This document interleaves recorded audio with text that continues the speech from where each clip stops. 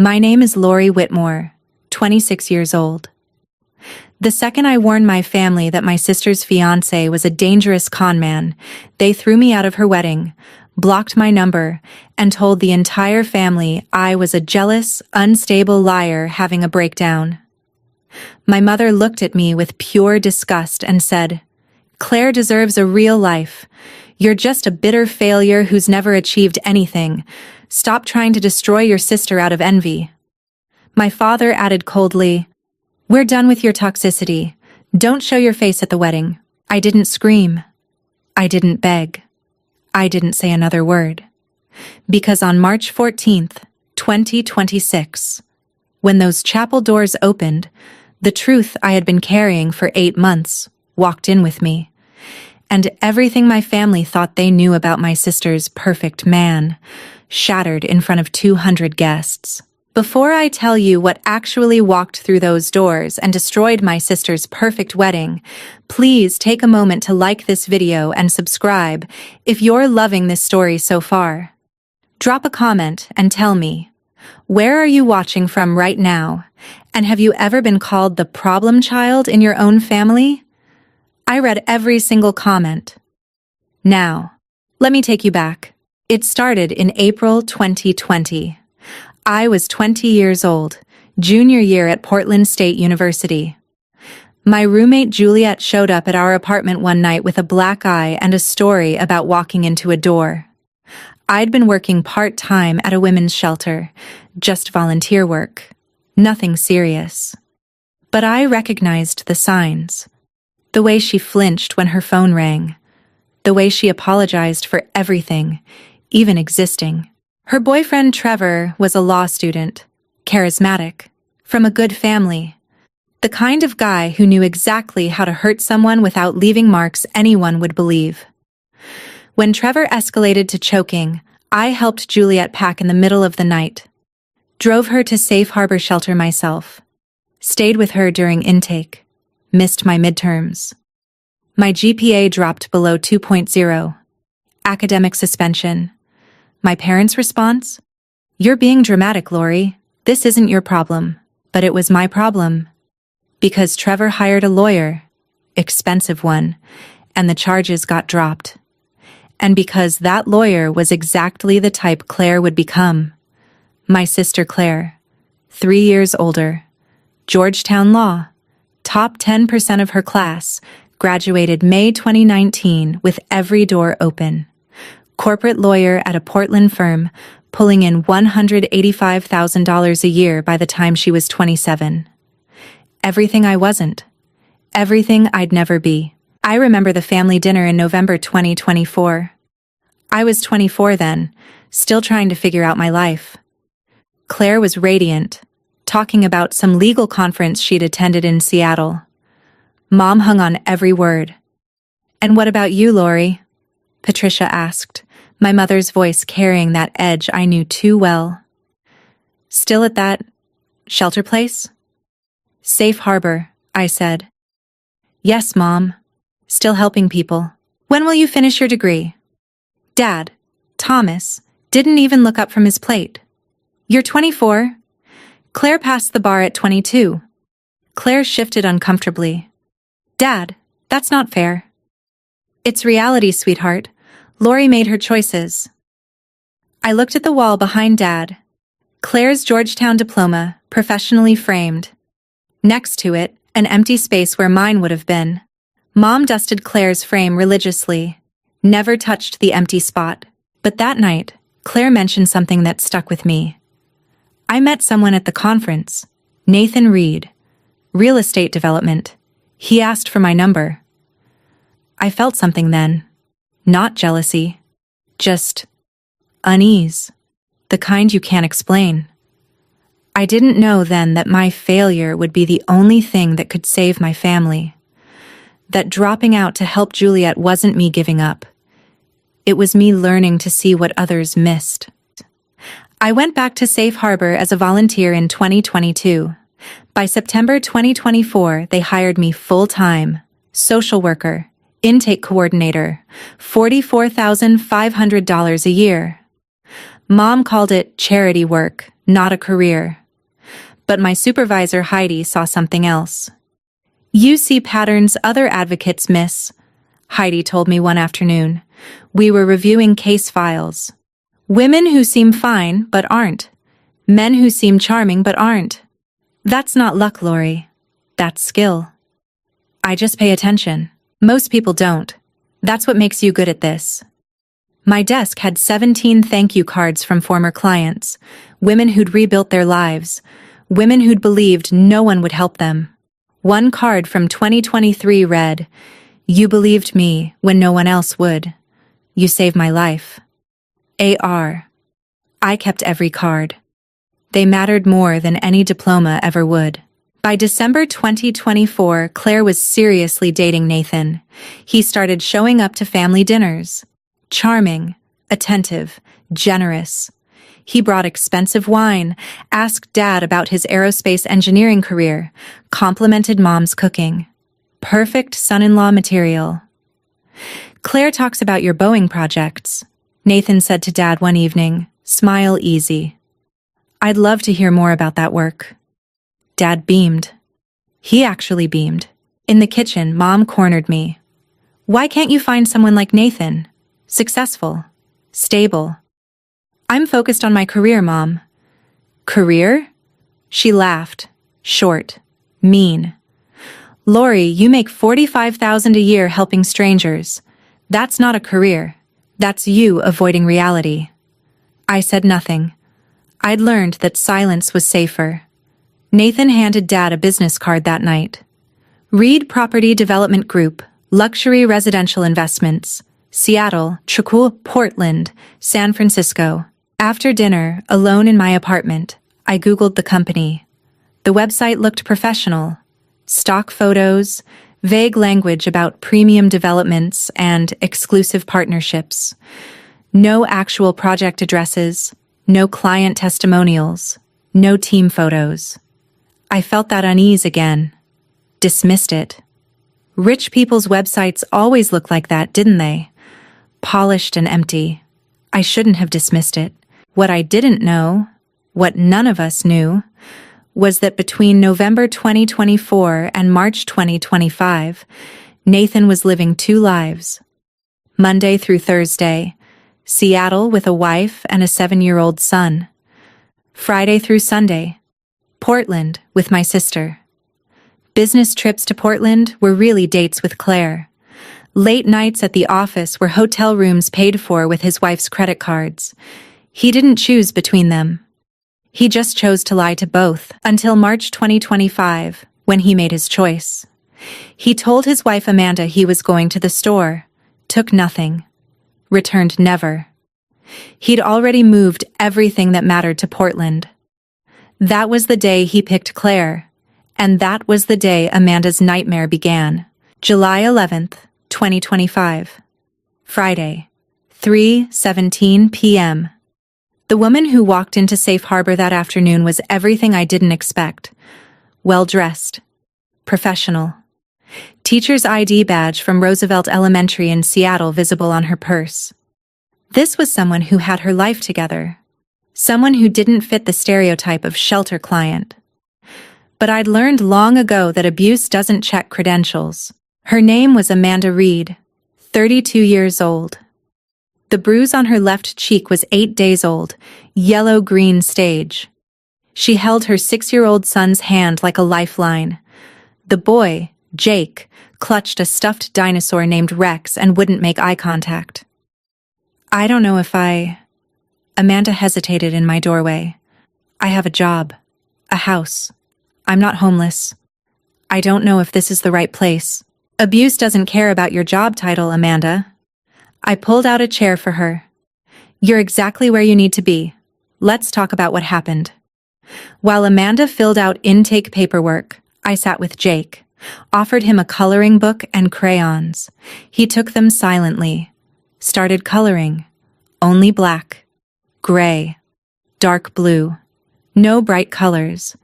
I'd been trained to recognize this. Childhood trauma doesn't announce itself. It whispers in color choices and silence. Amanda's story came out Started coloring. Only black, gray, dark blue. No bright colors. I'd been trained to recognize this. Childhood trauma doesn't announce itself. It whispers in color choices and silence. Amanda's story came out slowly. Married June 2016, Jake born 2018. Happy early years, or so she thought. Nathan's work required travel. Now she understood what that travel really was. Controlling behavior started 2022. First violence, November 2024. He pushed her into a wall. She tried to file a restraining order. Judge denied it. Insufficient evidence of ongoing threat. Nathan promised counseling. Got worse instead. Then, March 12th, 2025. Wednesday morning. Jake eating cereal. Nathan kissed Amanda's forehead, said, "I'll be back in 20 minutes. Walked out to get milk from QFC. Never came back. When did you realize he wasn't coming back? I asked. Thursday. Her voice was hollow. When I checked our bank account, $73,500, gone. Transferred between Tuesday night and Wednesday morning while I was sleeping. She showed me the bank statement on her phone. Multiple withdrawals, March 10th through 12th. All to investment account, Reed Capital LLC. She'd thought it was Nathan's business. It was his escape fund.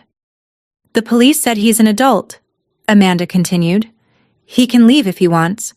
This is a civil matter. No investigation. I documented everything. Took photos of the bruises. Logged her story into our case management system. And when she pulled out a photo of Nathan, professional headshot style, navy blazer, expensive watch, that easy smile, I studied it carefully. Didn't recognize him. Seattle was 3 hours away. Our worlds didn't overlap. I entered him into our informal database. Photos and names of clients' abusers shared across the shelter network. Nathan James Reed, DOB June 12, 1991, last seen, Seattle WA, March 2025. Pattern: financial abuse, DV, abandonment with minor child. Alert if contact. If you ever see him, Amanda said, crying now, if any woman mentions him, please warn her. Please. I'll keep it on file, and I'll flag it across our network. I had no idea that 3 days later everything would change. While I helped Amanda settle into room 12, Jake drew a picture at the table. Large man figure, small woman figure, tiny child. All separated by thick black walls.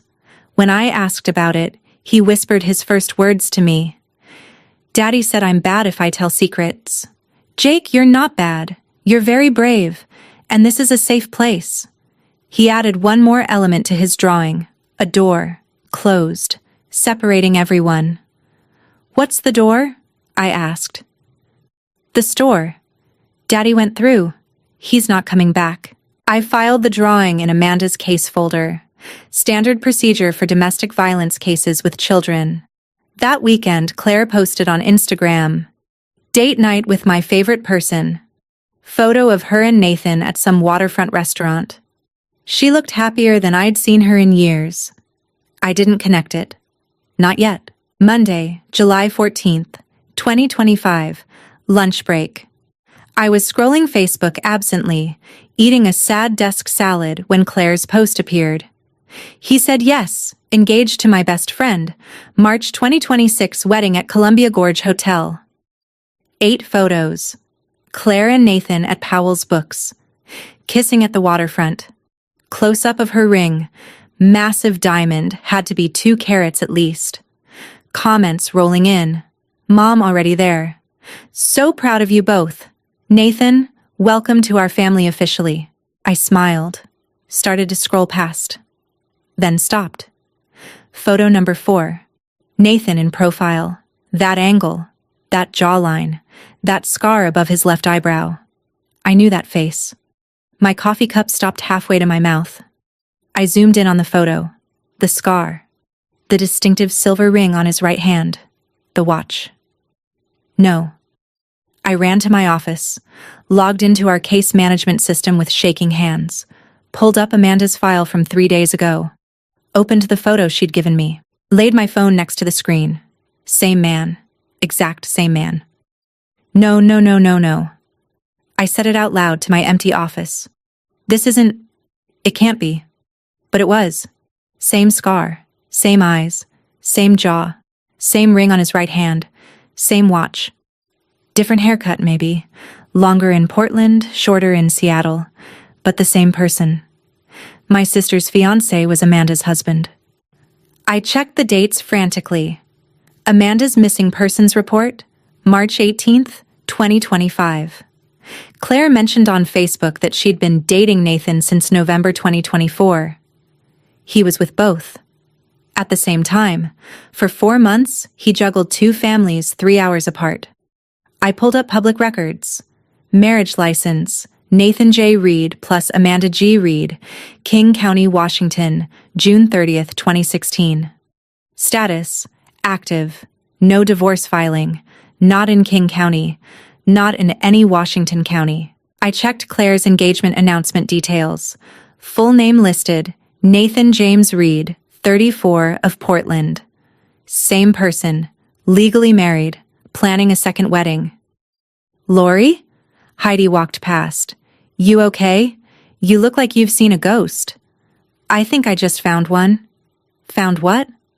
My sister's fiancé. He's married. To my client.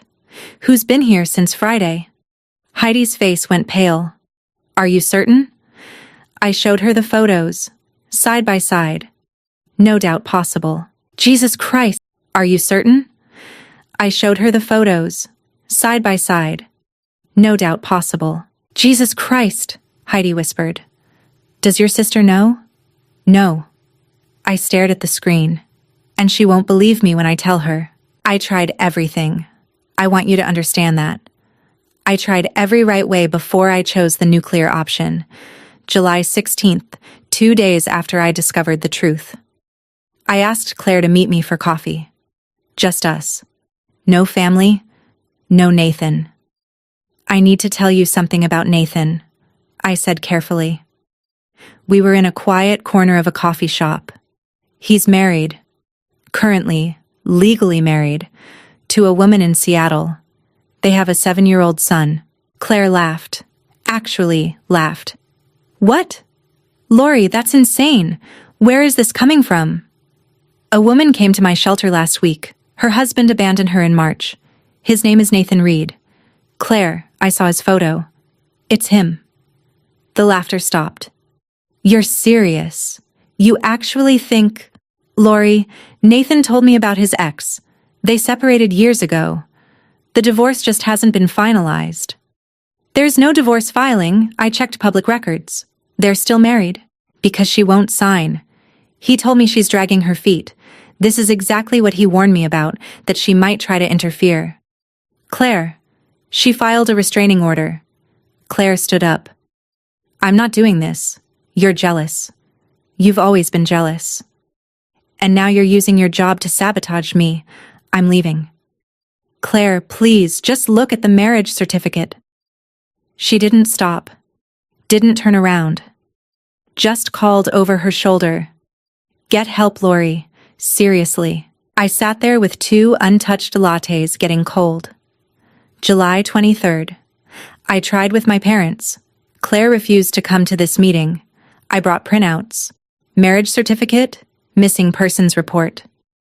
Mom and Dad were skeptical but willing to listen. Until Mom called Nathan and put him on speaker. I'm so sorry Lorrie brought this to you, Nathan said. His voice was calm, smooth, understanding. My ex-wife Amanda has been struggling with mental health issues since our separation in 2020. I've tried to help her, but she's become fixated. The marriage certificate is real. We're technically still married on paper, but we haven't lived together in 5 years.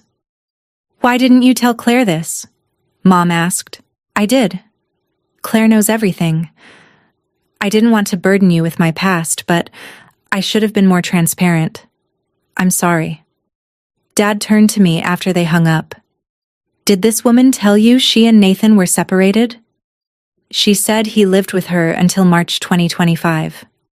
That's what she believes, Mom interrupted. Lorrie, I think you've been manipulated by a mentally ill woman. You're too close to this work. It's affecting your judgment. August 10th. I emailed detailed evidence. Photos, bank statements from Amanda showing the joint account active through March 2025. Jake's school records listing Nathan as an active parent. Nathan responded to the family with his own evidence. Fake separation agreement from 2020. Fake letters from a Seattle therapist about Amanda's delusional attachment. Fake letters from a lawyer about a pending divorce Amanda refuses to sign. All forged. All professional looking. All believed. Claire forwarded his email to me with one line. This is why I don't trust you anymore. September 14th. I was invited to a Clear the Air family dinner. Nathan was there. First time I'd met him face to face since discovering who he really was. I brought Amanda's written statement. Nathan had an answer for everything. Why were you paying rent on a Seattle apartment until March 2025 if you separated in 2020? I was helping Amanda financially, paying her rent. It was the right thing to do. Your name was on the lease, as co-tenant. Because her credit was bad, I co-signed to help her. Dad looked at me. He has an answer for everything, Lorrie. You have to admit it makes sense. Or he's prepared for this, I said. Dad, please. Claire erupted. Enough. I'm marrying Nathan in 6 weeks. If you can't be supportive, don't come. Across the table, Nathan and I made eye contact. His eyes were cold, calculating. Mine must have shown what I knew. I know what you are. As others cleared the table, Nathan leaned close. Quiet. Just for me. You should drop this. For your own good. Not a threat. A warning. October 5th. Claire announced the wedding was postponed. Originally scheduled for October 12th, now moved to March 14th, 2026. We want more time to plan the perfect day. Spring at Columbia Gorge will be beautiful. I knew why. Nathan needed more time. Time to solidify his position. Time to access more money. Time to make sure I was completely discredited before the wedding. And he got that time. December 18th, 2025. Nathan convinced my parents to sign power of attorney and estate management documents. Tax planning, he said, protecting your assets for the future. Brian Foster, Claire's law partner, drafted the documents. But Nathan brought his own financial advisor. A friend from Seattle, not a licensed planner. They walked Mom and Dad through paperwork that gave Nathan legal authority to manage $2,837,000 in assets. I wasn't invited to this meeting. Found out from Grandma Victoria, who heard from Mom. Your parents signed something, Victoria told me over the phone. Financial papers, with Nathan. What kind of papers? Power of attorney, Patricia said. For estate planning. They're so proud. Nathan cares about their future. Lorrie, I have a bad feeling. Did they have their own lawyer review it? Nathan brought someone. Patricia said he was very professional. Lorrie, what is that boy after? Everything, Grandma. He's after everything. I texted Claire. Please tell me Dad didn't sign financial documents with Nathan. Her response came at 11:47 p.m. Why do you care? You're not part of this family anymore. Read receipt. No further response. I stopped trying to convince them in January. Started building a case instead. January 15th, 2026. I drove to Seattle. Found Amanda in transitional housing. She'd moved out of the shelter in November. Was rebuilding her life. I knocked on her door. Lorrie? What are you doing here? I found him. Her face drained of color. You found Nathan?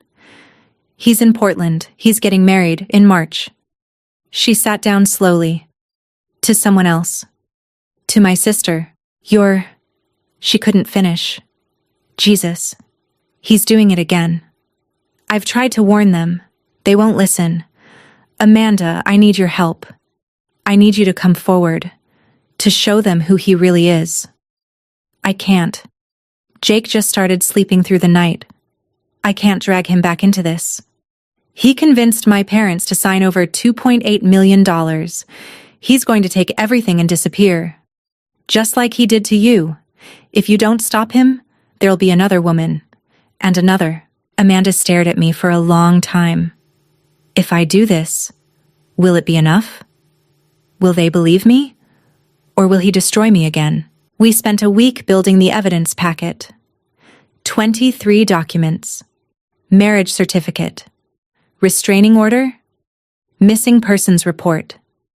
Joint tax returns from 2016 through 2024, proving they'd lived together. Jake's birth certificate. School records. Bank statements showing the joint account Nathan drained.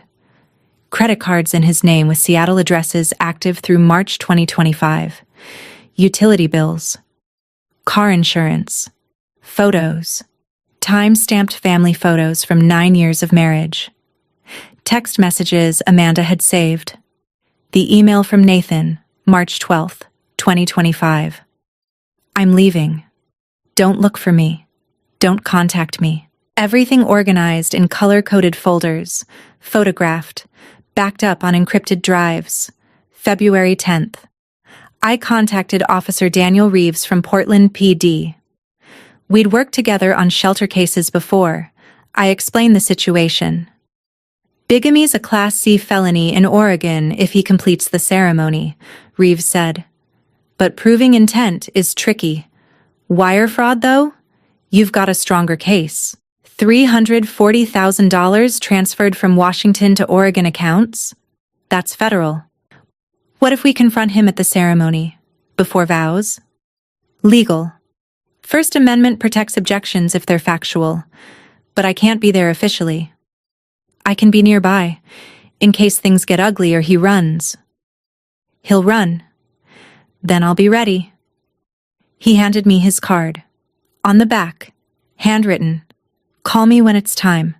I'll be close. February 12th. While researching Nathan's background, I found something.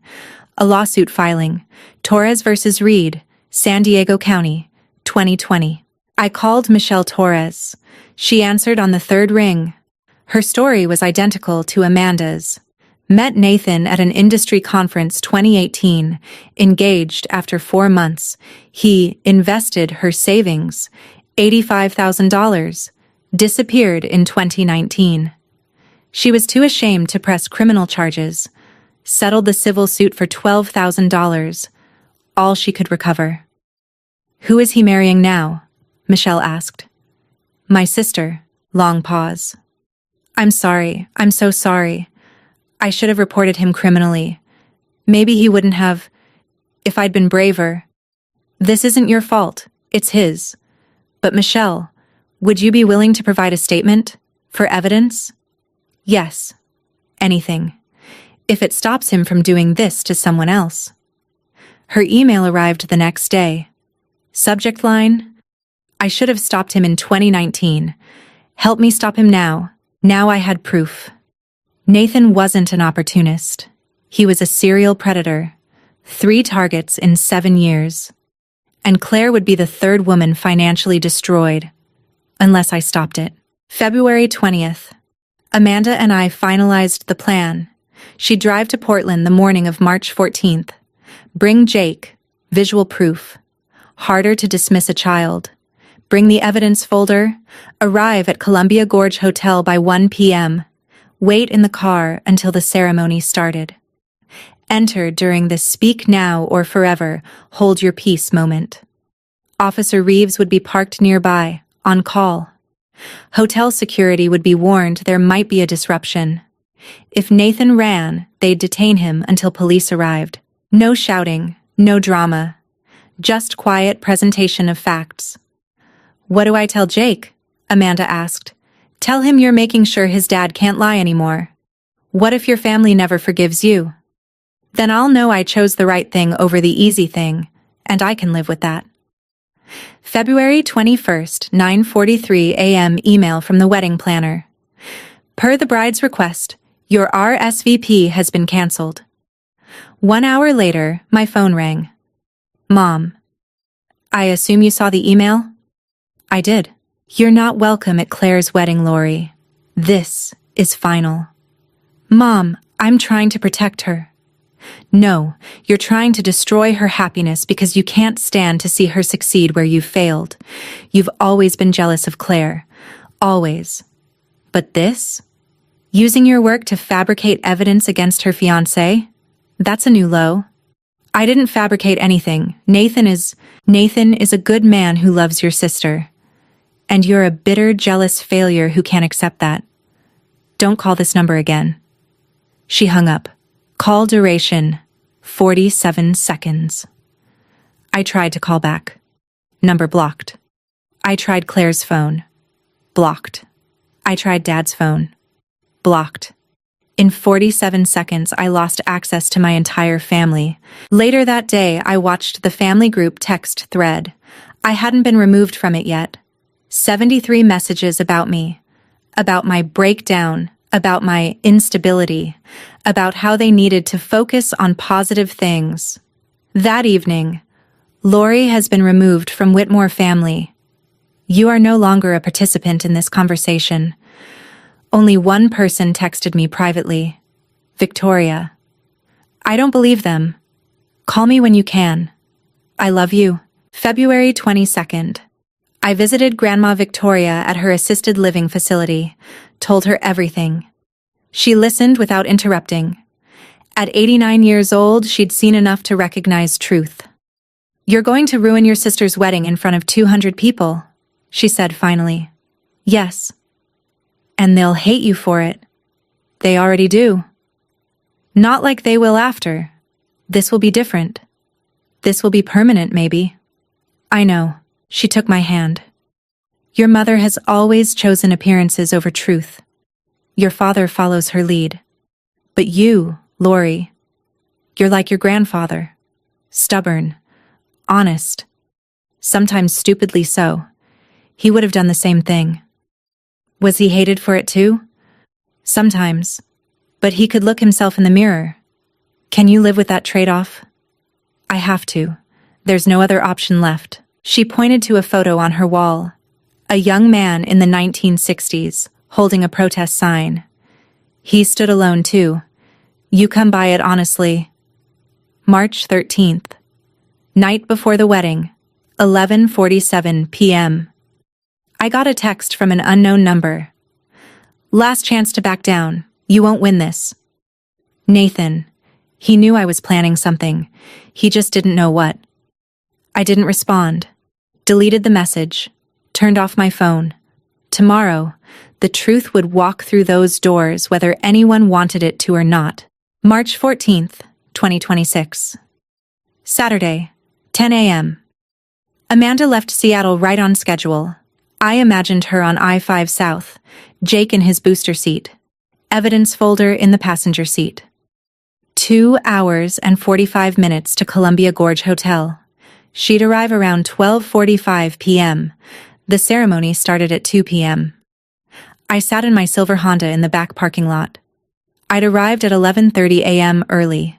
Couldn't stay home. Through my windshield, I watched the hotel come alive. White delivery vans unloading flowers. String quartet doing sound check. I could hear Pachelbel's Canon and D drifting through open ballroom windows. Guests starting to arrive around 1 p.m. Mercedes, BMWs, Teslas, expensive watches, designer dresses. This was Claire's world. The world Nathan had convinced her he belonged to. At 1:58 p.m., a white limousine pulled up to the entrance. My sister stepped out. She was stunning. Custom Vera Wang, probably cost $8,000. Veil catching the afternoon sunlight, holding a bouquet of white roses and peonies, smiling, radiant, the happiest I'd ever seen her. My heart broke. I texted Amanda. She just arrived. She looked so happy. Amanda's response. We're here, parked under the trees in back. Jake is scared but ready. Me. I'm coming to you. We do this together. I found Amanda's car 2 rows over, got in the back seat. Jake was coloring quietly, Rex the dinosaur in his lap. Amanda looked terrified. How are you feeling? I asked. Like I'm about to throw up. Me too. We sat in silence, waiting. At 2:03 p.m., my phone buzzed. Text from Officer Reeves, 2 miles away at Vista House. Standing by. If he runs, I'll be there in 90 seconds. 2:10 p.m. Amanda and I looked at each other. Ready? I asked. No, but I'm doing it anyway. We walked to the back entrance. Hotel security saw us. I'd called ahead yesterday, warned them of a potential disruption. They nodded. Let us through. We stood in the corridor outside the ballroom. Heavy wooden doors between us and 190 people. I could hear the ceremony starting, the officiant's voice, muffled but distinct. We gather on this beautiful March afternoon to celebrate the union of Claire Elizabeth Whitmore and Nathan James Reed. Amanda's hand found mine, squeezed. Claire specifically requested the traditional Episcopal ceremony, the officiant continued, unchanged since its creation. We honor that tradition today. I knew what was coming. Claire had insisted on the full traditional ceremony, including the part most modern couples skip. Before we proceed to the vows, I must ask, if anyone here knows of any legal reason why these two should not be joined in marriage, speak now, or forever hold your peace. 1 second of silence. 2 seconds. 3 seconds. 4 seconds. I pushed open the doors. Sunlight flooded the corridor as we stepped into the ballroom. 190 heads turned simultaneously. The string quartet stopped mid-note. Amanda walked down the aisle. Calm, deliberate. Jake's hand in hers. Evidence folder in her other hand. I walked behind them. United front. Excuse me. The ceremony has begun. Mom stood confused. Then she saw me. Lorrie. Amanda's voice carried clear across the ballroom. My name is Amanda Reed, and I have a reason why these two cannot be legally married. Dead silence. Claire stared at Amanda, then at Nathan. Who is this? Nathan's face, for the first time since I'd known him, showed pure panic. Color draining. Claire, this is a misunderstanding. I can explain. No, Nathan. Amanda's voice was steel. You can't. I stepped forward, stood beside Amanda, faced my family. Claire, I said quietly, I'm sorry, but you need to hear this. Mom's voice shook. What have you done? I didn't answer her, looked only at my sister. Amanda opened the folder, held up the first document, marriage certificate, large enough for the front rows to see the official seal. Nathan James Reed and I were married on June 30th, 2016 in King County, Washington. We lived together until March 12th, 2025, 11 months ago, when he told me he was going to the store and never came back. Claire's voice broke. That's not true. Nathan told me about you. You're his ex-wife. You're separated. We were never separated. We were never divorced. I filed a missing persons report when he vanished. She held up the marriage certificate higher. This is still legally valid. The officiant, Reverend Helen Morrison, stepped forward, took the document, examined it. Her face went grave. This appears to be an active marriage license. Nathan tried. God, he tried. Baby, she's lying. We separated in 2020. Amanda pulled out the lease agreement. Then why were you paying rent on our Seattle apartment through March 2025? School documents. Why is your name on our son's school records through March 2025? Tax forms. Why did you file joint tax returns with me in April 2024? The documents spread across the altar like evidence in a courtroom. Brian Foster, Claire's law partner, the best man, came forward, examined the papers with a lawyer's eye. Nathan, these are legally binding documents. Joint tax returns filed 8 months ago.